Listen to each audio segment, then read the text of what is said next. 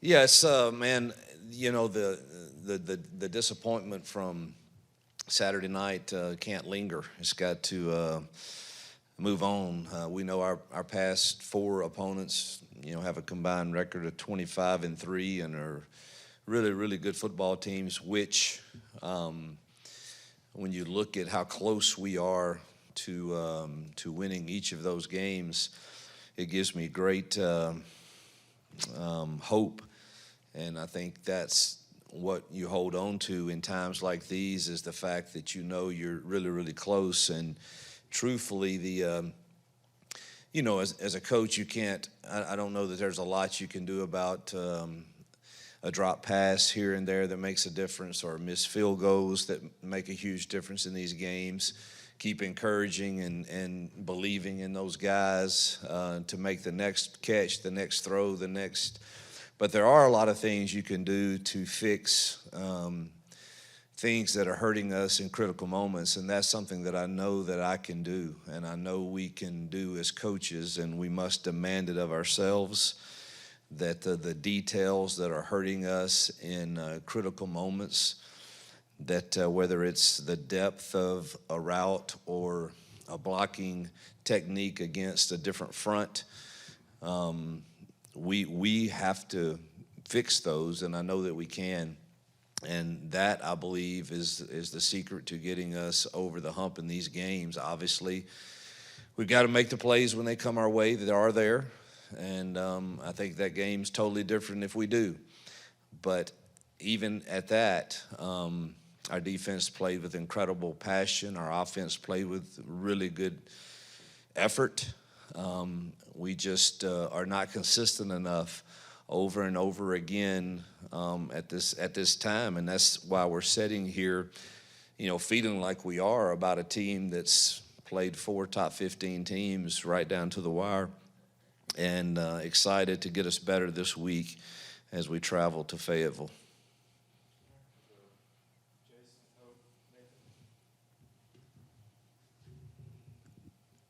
You, after going back and looking at that, any changes, personnel changes, obviously quarterback, anywhere else that you may take a look at some different things this week? Yeah, we're looking at everything. Unfortunately, the first change is at center. I know it's been announced. Many of you already have heard Connor Lew tore his ACL. It's one of the toughest things about coaching is watching kids go through the way they prepare and work all year long for these 12 opportunities in regular season play. And he's an incredible leader, too, and a incredible smart guy that we obviously missed some in the second half, particularly and Cale battled his tail off, and Cale's going to be a really, really good player. But there's nothing like experience of having to get up there and reset a protection based on a look, or and then having to do that and snap the ball with great accuracy so that the timing of plays is good. So that's the first change that's got to be made, and we certainly hate that for Connor. But he's a great kid, and he'll be back and be better than ever for next season. And but he's losing him does hurt for sure. We'll try, we'll get Cale ready, of course. We'll also move Mason in there some to get some reps, too tall, out at tackle. So try that combination some also. So we'll see how that goes. We did that some in practice today. Mason's very smart. Played a little bit of center, not a lot, but kind of understands. He's used to hearing all the calls that we need to make, and particularly being on the road. Going to see how he functions in there this week when we go good on good for sure, and also Cale. And then Dylan Sunda will be ready to go also. You have to start looking when you, as well as Jackson played in the first half of the last two games, you have to start looking at everything of, all right, why do we not have the winning ways? And sitting here feeling like we do. And so we're gonna get he and Ashton a lot of reps and kind of see where it goes from there. Hugh, I guess today you've had some programs like Florida State and Wisconsin where their ADs have come out and talked about supporting their current head coaches. I guess, first of all, have you talked to John Cohen since Saturday night about the state of the program, what he thinks? And then I guess second question would be, what would a statement of support mean or not mean? Like, do you need that at all? Well, that would be huge. That'd make everyone feel a lot better for sure. Yeah, I haven't talked to John. I'm gonna say John has been so supportive ever since obviously my hire, and but I don't get too much into they have a job to do, and certainly he has people he has to answer to, and I know how close we are. I know I can get this fixed, and we're too dang close. And we've got to get a little bit better play and a little bit better coaching at a few spots. And I want a chance to fix this. And obviously, I've totally gotten off of all social media, so I'm not sure what exactly was said in those other cases, but. That's got to be reassuring to those people in there that they believe that they can get it fixed.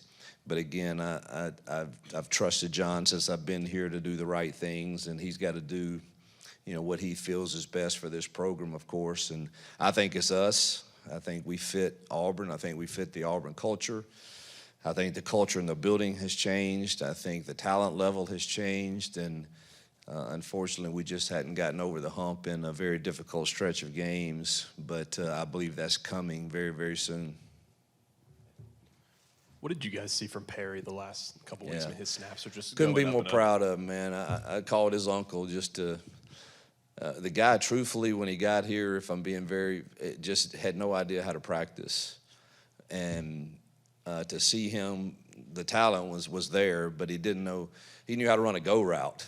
He didn't know how to take a release off of anything, or what different coverages looked like, and he wasn't the only one. Malcolm was that way too. Cam, to a certain extent, Cam was more prepared, but man, to see him starting to enjoy playing the game and having success, that's really what coaching's about, is developing those guys. And you got to give Marcus and Coach Harris and Heath, those guys that work with them every single day.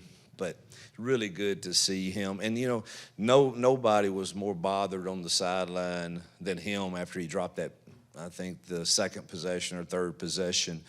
And I love to see that.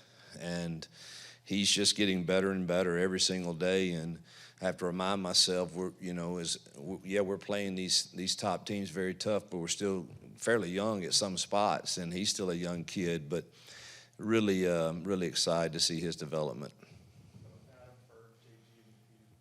Hugh, I know you said after the game Alex's night was uncharacteristic, but just watching it back, talking to him, just kind of where's he at, and where's your confidence level in him, and just kind of in that place. Yeah, I believe in Alex McPherson. He believes in himself. I mean, that's the first time he's missed any kicks inside the 40-yard line in his career, and he missed 2, and that's just so uncharacteristic and of him. And he kicked beautifully all week long, and he's mentally strong. He's been through a lot, and certainly feels the weight of the loss for everybody, feeling like, man, if I could just make one of those, maybe the game's different. But man, nobody in here doubts him or has any less belief that he's going to make the next one. Hugh, what do you think the biggest things about your offense are that are fixable moving forward? Man, the details. We've got to be harder. We've got to coach harder, demand more of ourselves and on the kids. It's no longer, the answer can't be, I don't know why he, ran it right the first quarter and he didn't the third quarter. That's no longer acceptable, nor is, you run inside zone and, in overtime that we've been averaging, 6 yards on a carry, and we get beat inside at a tackle position. That just, the footwork for that, you don't get beat inside on that play. Let him beat you outside, that's fine. But and whether it's the ball's got to come out to, your second progression. It's got to come out, and it's there. So turn it loose. And so we've got to demand more. Our coaches are very clear on how I feel right now about that, and hopefully we lessen maybe what we're carrying, and there's zero room for excuses. Hey, I think you talked on Tiger Talk last week that your intention was to have Ashton redshirt this year. If you want to make a change at quarterback, doesn't that kind of limit you just have to go to Deuce? Or? Not anymore. We just we're going to play to win with him, and he's prepared to play the last few, and then if you go watch the game and you're watching it live, it's really hard to complain about Jackson in the first half of the last two games for sure. I mean, he that game could have easily been 14-0 after the second drive, and Jackson was playing at a high level, and we've got to get that consistency throughout the game, or we've got to go find a spark. Going back to Cale, obviously it's pretty rare to see a freshman center, especially a young freshman center in the SEC. Yeah. What about him? I mean, Who should still be in high school? Right. I mean, what about him makes you, trust him going into stage like this? He's a mature kid for his age, but it's really his toughness and preparation.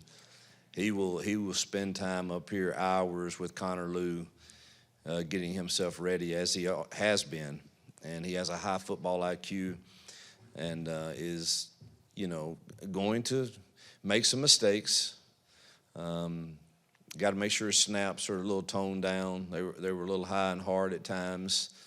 On a goal line play, it kind of throws off your timing. We had one critical third down. I wish I had that call over again. But it certainly is not very good if the timing is off to get it to the running back headed downhill right now. And but again, it's his first go around in an SEC game, and honestly, he graded out pretty well. There's a few pass protection issues, but that's to be expected, and hopefully we can get all of those cleaned up with the time he has to prepare this week. But he's going to be an outstanding player. You hate to have to throw him out there quite this early, but that's the hand we've been dealt. Coach, another big game from Xavier Atkins, Robert Woodard. Just how valuable have those guys been this season individually for your team? It's Robert's best game since we've been here, by far. And that's a kid that really struggled and contemplated. Do I need to move on back in the crazy portal world? And I tell you, I give a lot of credit to his father, who just spoke real truth to him. And he hung in here, and now he's worked his tail off to get better and better and played his best game, and X continues to play at a high level. You back to the quarterbacks. Is the expectation for Jackson to start Saturday, or is it as simple as whoever has a better week of practice is going to get the starting nod? I would say the expectation is for him to start. He's led us on 2 scoring drives to start the last 2 games, and hopefully that is what happens in this one also. But we'll go day to day, but that's the expectation. You said after the Georgia game about having the belief on the sidelines y'all are going to pull it out. Did you see a change or improvement in that, especially with the fourth quarter and overtime on Saturday? It did. I told the team this morning it was a definite different feel and energy, even after the drops and the missed field goals. And I just didn't see. I saw both sides trying to encourage one another. And I thought we took a big step in the right direction in that regard. And even the young men that weren't participating in the game, I thought were vital in helping do that. And so there was a lot of people picking up the guys that had some critical drops. And Alex obviously has plenty of encouragement. So I was pleased. I thought the energy on the sideline was good. It's always going to be a little different from offense to defense. Defensive guys there's a little more juice there. Offensively, you've got to have that energy, and when you're scoring and doing well, there's certainly more energy. After the I think the first drive, it was off the charts good. And Jackson laid his body on the line to get us down to the goal line. We punched that in. The energy's really high. Then you have a few drops the next, really 3 possessions, and that kind of cost us some opportunities. And even then, I thought the energy was good. But it's certainly like you better get in there and start getting on the iPad and looking at the looks, and you don't have a whole lot of time to talk about much else, but you better figure out, all right, here's how they're playing us, and here's what we need to go to, and here's what we need to do next. But definitely thought that the energy on the sideline was really, really good. Yeah, we saw more Jordan Crawford the other night. Obviously, we've seen a lot of Elijah. He's making plays, but Neboy and Eric Winters there's a bunch of those guys that are playing key roles on defense. How much have you seen them grow since the beginning of camp, especially? Yeah, those freshmen continue to grow, whether it's Woodby, Newboy, Winters, Autry, Crawford, Jared Smith, Diaz, Melendez, X, all these young kids that we're playing over there are Star is going to be really good also. The future's bright with those guys. We've got a lot of good talent over there, and they're getting better and better week in, week out, it seems. Coach, what role does the play calling have in helping Jackson find something of a rhythm, and how much of it is on the individual? Yeah, well, we've I think we're calling things that he feels really good about. There are times on probably 3rd and longer that nobody feels real comfortable, about some of those. Particularly, I thought Missouri had 2 of the better defensive ends we faced. I think they're one of the more complete teams we've faced in all aspects, which again gives me hope that we're really, really close. So, but we're not carrying much that we don't think he can do. Other than maybe some 3rd and long deals, that it's not so much can he do them, it's can everybody hold up in time for us to get this completed, and if not, we probably need to take it out and let's try to get our guys a shorter route and see if they can't run for the first down or go for it on 4th. Anybody that's been around has seen times when you start off the season, the defense is really good, the offense is struggling, and then you get late in the season and the defense kind of takes a step back too. Is there any concern about that right now? I don't have any, other than we're facing one of the more talented offenses I've seen. I mean, I watched them this morning. They are really talented on offense. That guy's Green is playing at an extremely high level. Has a really good running back, tight ends, receivers, and is making those plays that are not designed plays at a high level. And Bobby does a really good job, coaching offense. And so, I don't expect our kids they're going to come and compete like they have every time. But I mean, this team's scoring a lot of points on some really good defenses. So it's a great challenge for us for sure, based on what I've seen on tape. But I don't think the expectation is that we'll play at a high level with great passion and execution. We still have things that we can get better at and clean up. We didn't, watching the tapes with the defense this morning and going over the good and the bad, we still don't cage the ball real well, leverage the ball real well at times, and it's usually our younger guys that we mentioned, but they're better than they were, and or play with the right leverage on a pass route on where your help is, and we need to improve that this week for sure and we got to stay in coverage when we're in coverage, because he will rip it over your head. Hugh, we saw Jeremiah bust a couple of runs to the outside. I know y'all have talked about maybe trying to attack the perimeter more. Have you seen kind of more success with that? I guess here recently, is that something that y'all want to kind of expand with in the ground game? Yeah, that really depends on kind of how they're playing you, but Jeremiah obviously has the talent and speed to do that. I thought he ran inside the tackles really well too the other night, and but yeah, we'll always try to mix that up if you know, Arkansas, again, you're kind of facing, I guess, a 2-game sample size on the defensive side. So you're trying to decide, you know, like, how much do you make of that? And in these 2 games, you know, they've played one style of football pretty much, and it doesn't tend to lend toward a whole lot of easy perimeter runs for sure, because it's a ton of man coverage, and they're playing with leverage over your tight end, so we'll have to see how they're playing us. But that again, just in a 2-game sample, that tends to be a high percentage of who they want to be. Coach, I know this is a wide receiver group you really like, but how do you explain the drops over the last few games and the timeliness of the drops, and how do you get that addressed here going into Arkansas? Continue to get on the jugs. They'll be on them every day.